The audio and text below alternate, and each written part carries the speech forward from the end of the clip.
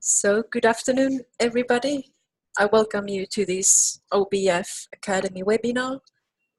And today we have Claire Burnham from Newcastle University to tell us about how open badges have been introduced at the university and how they are used today. And if you have any questions, please write them to the chat and we will go through them in the end. So we are ready to start, so please join me in welcoming Claire. And Claire, the floor is yours. Okay, thank you very much. My name is Claire Burnham and I'm a Learning, Enhancement and Technology Co-ordinator here at Newcastle University, and I'm part of the Learning and Teaching Development Service. I've quite recently taken over supporting open badges at the university, so I've got my manager Graham Retro-Boxwell here with me as well. So he led on open badges before and he's going to talk a bit about some of the research that he had completed as part of his role as well. So I'll just make a start by saying a little bit about the university. So we're based up in the northeast of England and we are a Russell Group university. So the Russell Group represents 24 of the leading UK universities. We're also ranked in the top 150 universities in the world according to the QS World University Rankings. We've got 4 campuses, so the main campus is here in Newcastle, and we've got a campus in London, Singapore and Malaysia as well. And we're quite a large university, so we've got just under 22,000 undergraduate students and just under 7,000 postgraduate students. The part of our vision is that we are a world-leading university in advancing knowledge, providing creative solutions and solving global problems. And as part of that vision, there's 4 different strategies. So the main strategy that we support is the Education for Life strategy. And that's as part of our role within the Learning and Teaching Development Service. And there's a few different aspects to that strategy. So there's 4 main themes. So we'll look at things around actively engaging students and developing students as a whole person, an educational experience supported, enhanced by technology, and also adding value through research. So as we talk through some of the open badges, you can hopefully see how some of the skills that are developed do contribute to some of those themes as well within the strategy.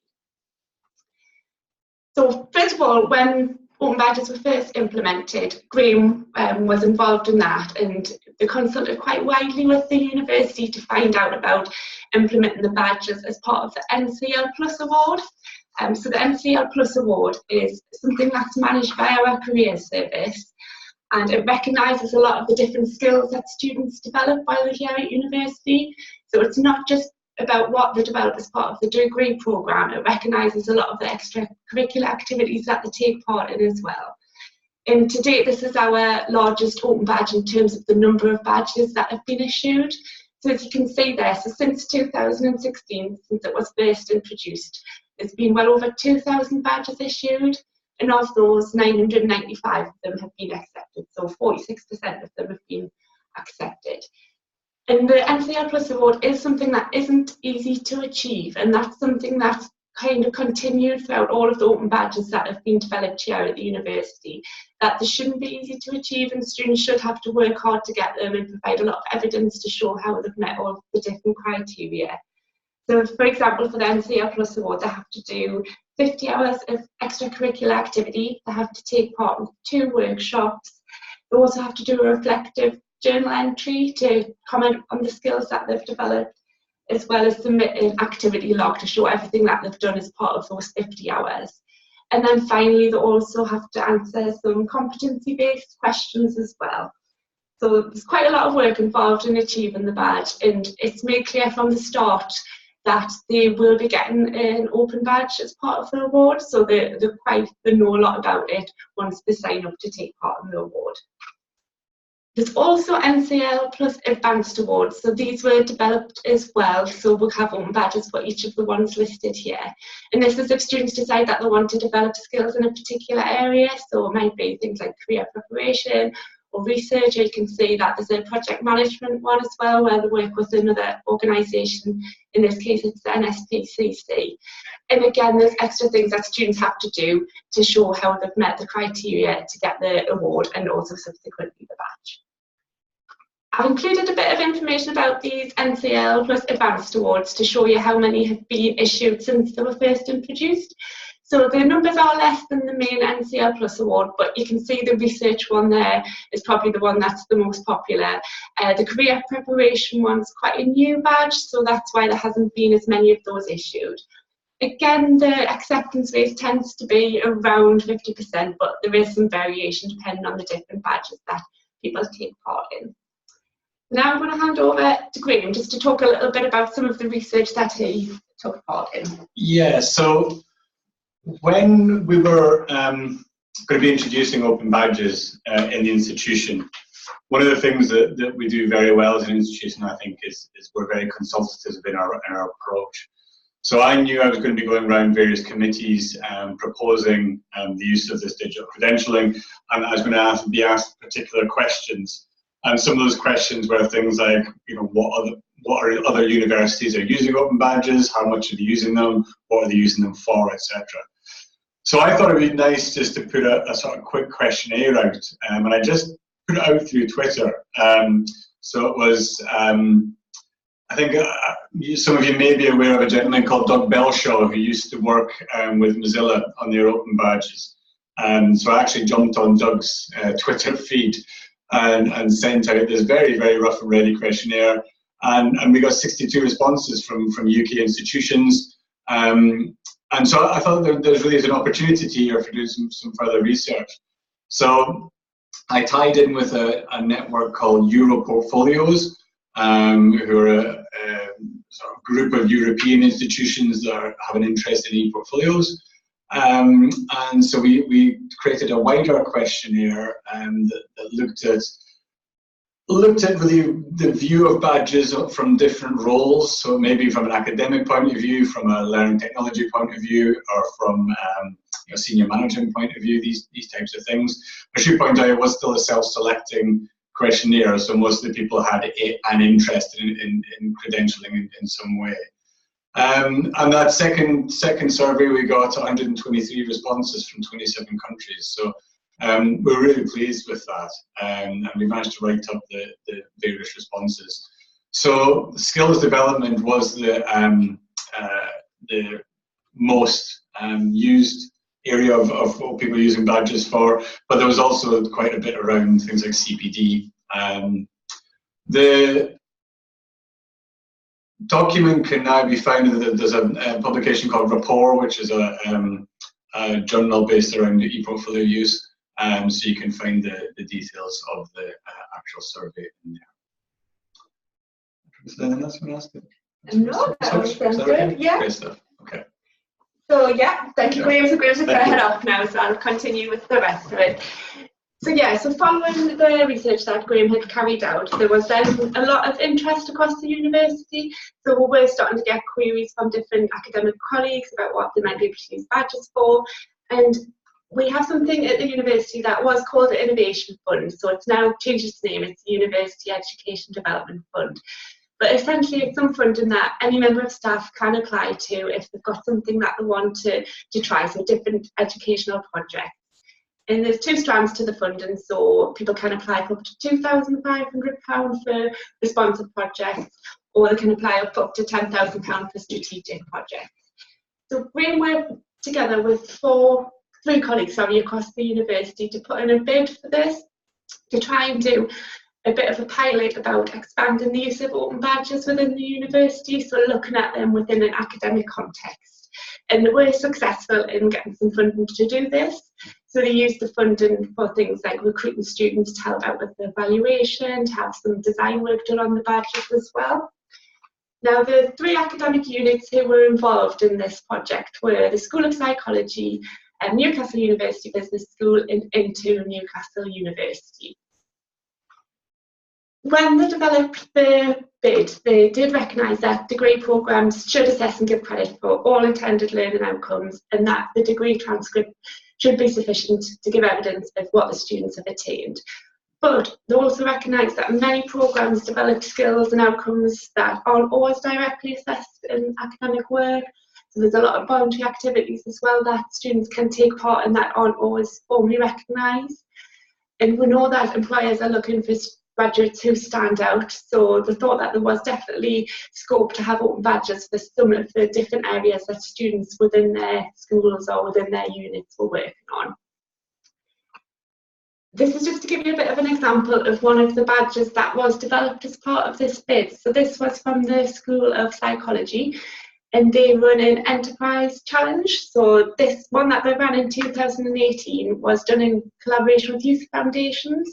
And what they had to do is they had to work in a team, and they had to pitch an idea for a product, service or initiative to support young people in the northeast, so in the local area, who were affected by loneliness and social isolation as well. So going back to probably my earlier point about how it was really important to make sure that we've got really strong criteria and it's really clear what the students have had to do to get the badge. That was something that was really demonstrated within this one. So you can see here, they had to attend the Enterprise Challenge. They also had to make sure that they were working as part of a team to meet the project brief. And they had to consider a number of different things as well as part of the pitch. So they had to think about finance, ethical constraints, any practical constraints as well that they might have to the particular project that they were pitching. And then finally they had to go ahead and pitch the idea to the panel of the judges as well. So this is one of the different badges that was developed as part of this bid. Important in this bid as well was the actual badge design process. So for the NCL Plus Award, that already had branding attached to it, but for this new set of badges and for any subsequent new badges that are developed within the university, we worked with an external designer and we worked closely with our marketing team as well to develop a suite of badges that could be used. So this is an example of some of them that were developed as part of this Innovation Fund bid. And we did make sure that we did fit in with the university branding. The project team as well also had a student who was part of the team, and they commented on the design of the badges just to make sure that it's something that they thought would appeal to other students as well. And that process is now set in place, so any new badges that we develop, we do work with the external designer and everything to make sure that they're all matching with that. Now, these are the ones that were awarded as part of the Innovation Fund project. So you can see here there's quite a wide range of things that badges were awarded for. So for Into, that was based in their chemistry area, and they had things like safety in the lab, and they had specific skills if students were preparing a standard solution. The psychology one, so there was the Enterprise Challenge I mentioned, and they also decided to have a separate badge for the winner of that challenge, so recognising that they kind of achieved a little bit extra in winning the challenge as well. And they had a student voice badge within psychology as well, and that was recognising students who take part in the various different student committees and student representation opportunities in the university. So looking at the kind of acceptance rate of these badges, a lot of them are a little bit lower than those for the NCL Plus Award. I think there's maybe something to begin from thinking about how we were communicating what a badge was and why they were achieving it. So that's something that hopefully could be improved as these ones go forward as well. Part of the bid as well really focused on the evaluation of open badges, so we wanted to try and get some insight from students as to what they thought about them, if there were something that they valued as well. So we recruited a student intern, and she worked very closely with one of the members of the project team, so it was the lead for the psychology of school, and they developed a questionnaire that was sent out to the group of students who'd been awarded badges as part of this pilot. Now, the response rates were a bit lower than we'd hoped, really, but there was still some useful information that we gained from it, and I think it's highlighted some areas that might be useful to explore a little bit further. So I've picked out a few of the questions that were asked, and the majority of respondents did think that they deserved the badge that they received. So I think that's really positive. It shows that they recognise that they did have to work for it. It wasn't something that was easy to achieve. We also wanted to know if badges work as kind of a motivating tool as well. So is it something that would encourage students to put extra work into extracurricular activities, to maybe take part in more extracurricular activities? And I think the evidence around this is probably a little bit more mixed, again, based on quite a small sample size. So we had 8 students, so roughly half of those who responded who said yes, thought it would be, but there was 4 who just didn't think it would work and 5 who were a bit unsure about it. So I think it probably is just very much down to an individual as to whether or not they do think it would motivate them to take part in these things.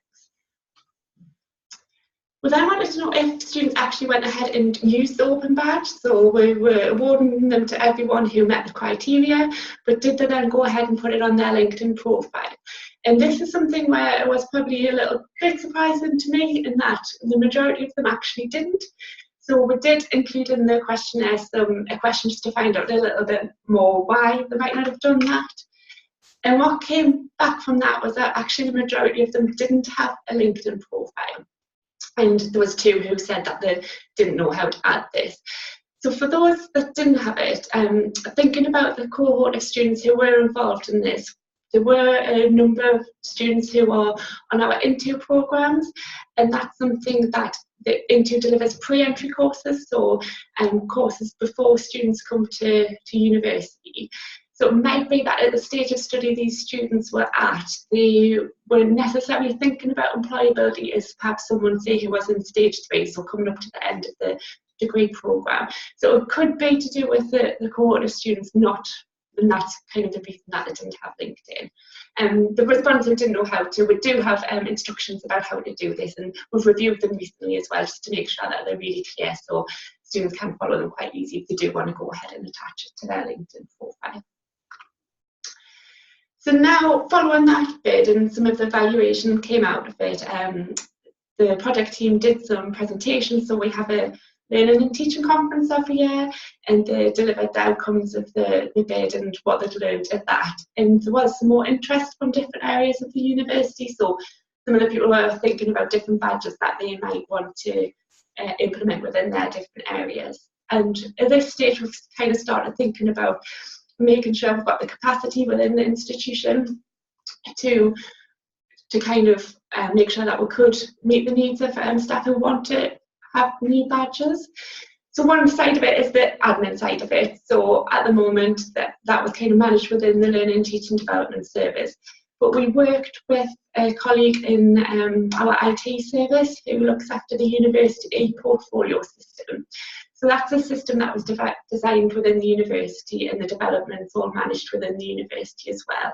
It's largely used for things like reflective writing for students, and also personal tutors manage their meetings and everything within the e-portfolio system. So they work to integrate e-portfolio with the awarding of open badges. So this is really good for us because it means that we can set permissions upon this, so all staff can already access the portfolio system. So we can grant specific permissions for specific badges, so staff can go on and award them for the students who meet the criteria. We tested this out with the career service, so that's who manages the MCL Plus award this year, so in 2019, and that all went really well, and the system seems to be working together. So quite confident now that if open badges do grow a bit more, we have got the structures in place to support the administration of them as well. We also thought a bit about the governance as well of the badges. So we wanted to have a process in place for when staff were coming to us interested in something, we could say to them exactly, this is what you need to do and this is how we can get approval for any new badges. So members of staff can submit an open badge application form, and we've got that readily available on our website. We then work with applicants in the Learning, Teaching Development Service. So we'll look at the form, we'll look at things that are really important, like having the clear criteria and making sure that there's someone in place who can assess the badge as well. And we'll kind of work with them just to develop the application to the best standard that we can. This then goes off to our Student Experience Subcommittee who will consider the badge. And I think that's a really vital part in the process, and it's really helpful to have their input. So that will have representation from different teams across the university, and they'll have a really good knowledge of a lot of the extracurricular activities that are already taking place. They'll consider the badge and then they'll make the decision as to whether or not it's approved. If it's approved and they want to have some further evaluation done on it.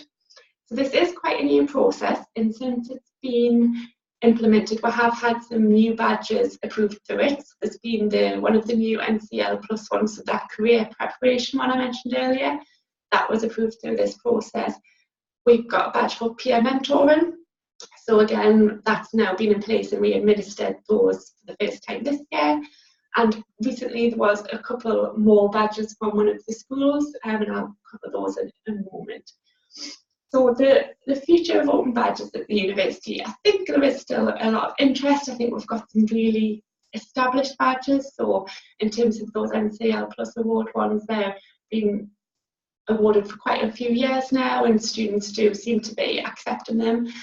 We do want to look at how we can use badges well across the university as well. So the Student Voice badge that was part of the Innovation Fund bid, a lot of the criteria in that was actually applicable to all students who are taking part in student representation, so not just in that school that was part of the pilot scheme. So we're trying to roll that out a little bit further this year, so we've asked for some more schools to try and pilot it, and there's 3 who were interested in that, and they're going to be awarding it towards the end of this academic year. I mentioned a couple of the badges that were approved since the new governance processes, so the peer mentoring one, and these are the 3 that the biomedical nutrition and sports science school were interested in developing. So we've got a career development one, a good citizen badge, and a demonstrator badge. And the idea with this is that we'll run these this year, and hopefully we'll try and get some more student feedback. So using some of the questions that was developed as part of the earlier evaluation to try and find out a little bit more about why students like them, if they do, if there's anything that we could do better in terms of promoting the use of the badges as well.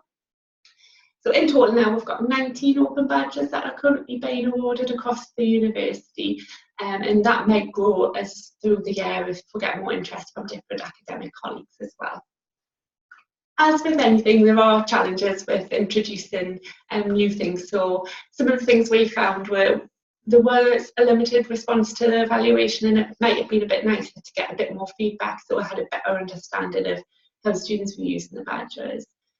Also, the issue of assessing badges. So at the moment, when someone submits an application, they need to say that they've got someone in their local area that's willing to assess the badge.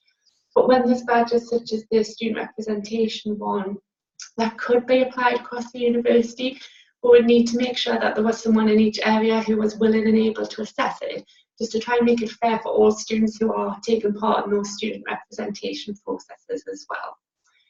And the final thing that I think we really want to continue to make sure is that the badges are difficult to achieve, so it's not just awarding it for taking part in kind of quite a small thing. It's something that they do have to really work towards, so that when employers do look at the badge on their LinkedIn profile, they can say, oh, actually I have developed a lot of good skills here, they've evidenced it well, and they can see how it could maybe link into their employability as well.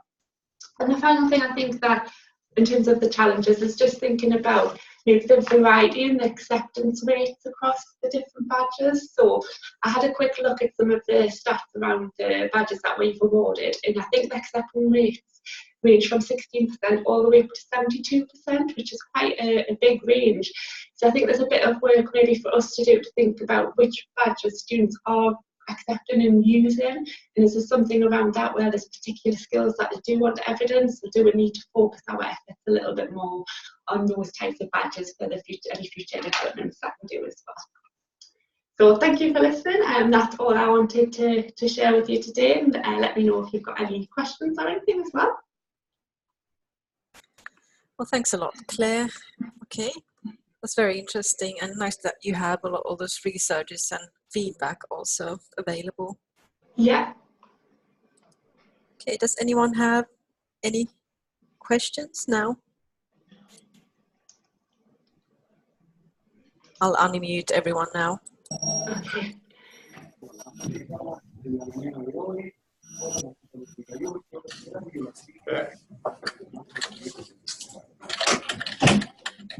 I'm not a host anymore, I think. Or No. Could you give me the host? Yes. Yeah. Thank you very much, Claire. It was a very, very good presentation, and you have been using badges really, I mean, in a very solid way. I've been using Open Badge Factory already for several years. I mean, you have a long experience with badges. Sorry, it's not too clear, the audio, I can't hear you that well. Yeah, I tried to mute. Yeah, okay. Can you hear me now?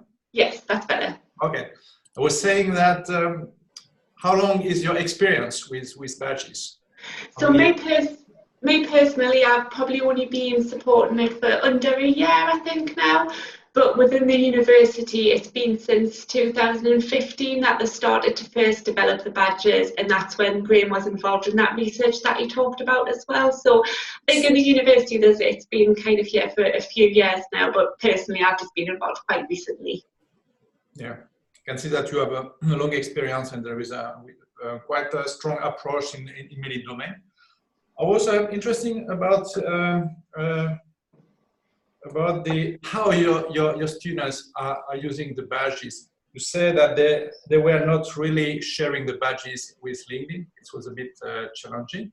I've seen your good videos in YouTube about how to do it, and you were quite innovative because you did it with a page, which was, in my opinion, a good idea. But did they use also the Open Passport, or what do you think? I don't know if they did. So when we sent out the instructions, we kind of just let them know how they can attach it to their LinkedIn profile. So that's the main way that we promote it. So I'm not sure exactly how else they're using it. And that's perhaps something, if we were to do some more evaluation, we might want to explore a bit further with them to see if there's other ways that they'd like to share them. And if we do that, we might be able to give them a little bit more guidance on how they can do that if they want to as well. Okay. Because I could recommend the Open Passport for easing, of course, the sharing of the badges. Yeah. What I could also say that we will publish, let's say, beginning of December, the possibility to receive your Open Badge as a PDF. Ah, okay. But it will not be just a PDF like a snapshot of a badge. It will be a real badge. So the badge and metadata will be baked in the PDF also. And you will have the possibility also to sign it, to have a digital signature. While let's say, the purpose of this solution is that for the students who do not want to use any passport or any backpack, they will have a standalone solution. So you have a PDF. It's easy to save it somewhere or to push it in LinkedIn or any system, because PDF it's a standard. Yeah. But the other thing that it's also the fact that they can get a badge which is basically would be like a digital certificate. At the same time that it could be something that you can use in the passport and enrich. So. Yeah. We still think that the passport is a very good tool because it's more, I would say, a social platform. We just today released new features in the passport, like, for example, a possibility to request endorsements, which can be interesting. But I think that we need also,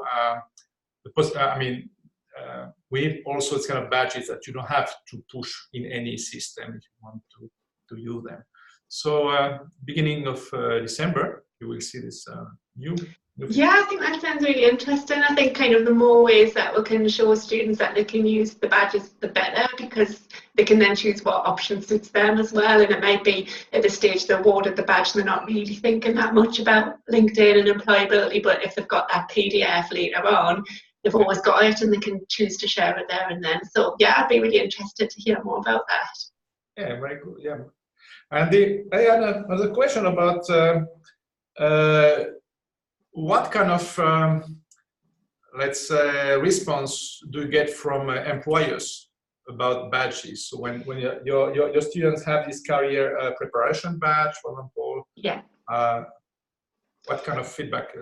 Yeah, that's something that I want to explore a little bit further this year. So the career preparation badge, that was only approved just at the end of the summer. So we just awarded the first lot of those over the summer.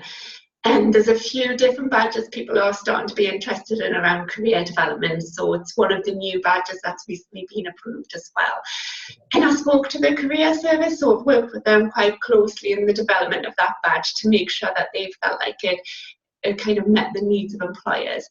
But I asked them if they'd ever done any work with employers to find out what they thought about the badges, if it's something that they kind of look for when they're looking to recruit students.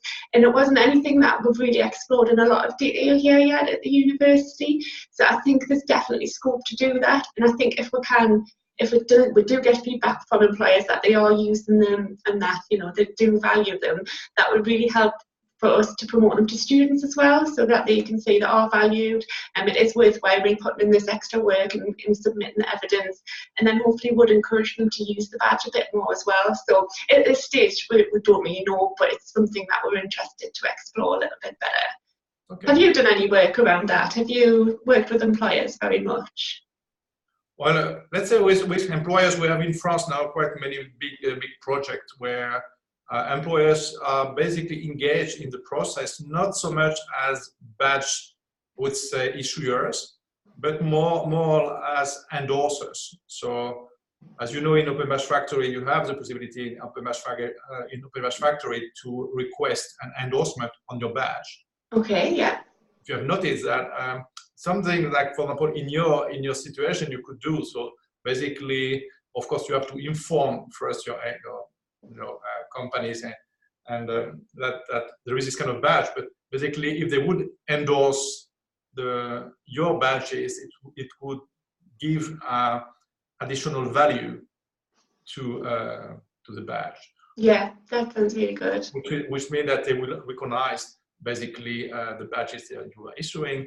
Of course, one other way or process to, I would say, enriching and making badges more credible for companies and for entrepreneurs is to basically work with them on designing also the content of badges. Yeah. Which they are doing in France, I think in some region already. And the third thing, which is quite interesting, I get back to the passport, but in France they have the big, let's say, regional project, like what they call learning region. You know? So basically the idea there is that the badges are issued by different kind of organizations, universities, schools, associations, and so on. And they go in the passport. And then now the idea that in the passport, the companies will have access also to the passport and could endorse the badge, let's say, earners for the badges that they have got. Mm-hmm. So this possibility to endorse the badge after you have got it is quite interesting. I understood for internship, you know, you have been practicing somewhere, volunteer work. It could be interesting that you're basically the organization where you have been working with your volunteer work thing, that they could basically place some endorsement on your personal badge. So I think it's something, just to give you some clues, could be something that you could explore. Yeah, definitely. I'd be interested to find out more about that. Yeah. Yeah. I think you have been doing really a great job. And had some other questions about, you basically use mostly batch applications, I understood. Yes. Yeah, I think it's a very good approach. What about, you said that you have some challenges to get, let's say, the application assessed by different teachers. Yes. What is the problem? Is it I would say, a practical problem, or is it the problem that the teacher do not have time to assess? Or yeah, I think that's a lot of it, is just making sure that if we do have a badge, so for example the student representation badge, which we've got 3 more schools involved in this year, it's each school kind of has a lead on student representation already, so we really need to have them all engaged to say, yeah, I'm willing to make sure that the students who get the badge meet all of the different criteria and the evidence. So when we're going to pilot it this year with those 3 additional schools, we're trying to gauge a bit about is there any extra workload? Is it going to be difficult to manage that? So when we try and push it out wider, so across the university, we can say actually these members of staff have been involved, and hopefully we can say it wasn't really that much of an administrative burden to do, and we can let them know exactly, can share how they've recorded it and how they've shared it with us for when we start to administer the badges as well. So it might not be a problem actually when it comes to it, but it's just something that we want to make sure that we've got clear in our minds when we go to try and promote them a bit more widely across the university. So that you have a clear guideline on this assessment. Exactly, yeah. In some cases, it can be, in some cases, this evaluation work generates so much work that some teachers are not willing to do it. But I think that in your case, you are very serious with badges. I'm not sure I would get any of your badges because you are requiring so much work. But I have seen your badges in the passport, so I know a bit about that. But well, I think it's good that if you have a high standard for applicants, I think it's also set some high standards also for assessments. So meaning that you are not going in big volumes, basically, but you are going for high quality. So I think it's a good approach. A tip, if you want to ease this assessment work, if you have different teachers from different faculties doing the work, you could use, for example, in the badge application, you have the possibility to define a choice, could be, let's say, faculty of chemistry, and based on this choice, you could direct the badge application to external reviewers. Oh, okay. Yeah, so it's something. If you are interested, I could show you how it works.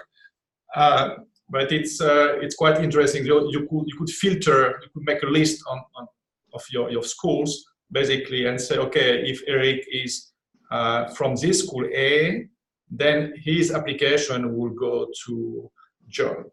If school B, it will go to Claire. And so on. That would make sense. That would make that a bit easier, wouldn't it, if there was that kind of process in place? Yeah, it's a bit easier for, you don't have to get all the teachers in Open Badge Factory and learning how to basically assess. They just get an email address, in the email address, just get a link, they click the link, and they can go straight to the assessment. Excellent. Yeah. Yeah, that sounds really good. Okay. Yeah, I apologize, I'm speaking all the time. I think we have other questions from participants today? Please, I think that Mina could unmute if it's possible.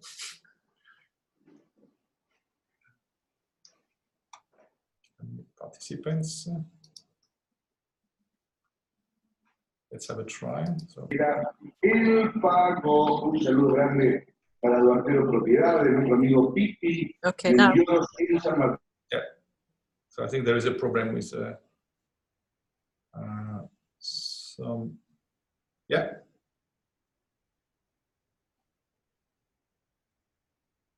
Can you hear me, Steve? Oh, sorry.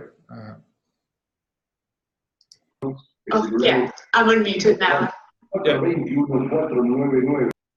Okay, so now I'm unmute a lot of people. So if you have any question, please. Claire?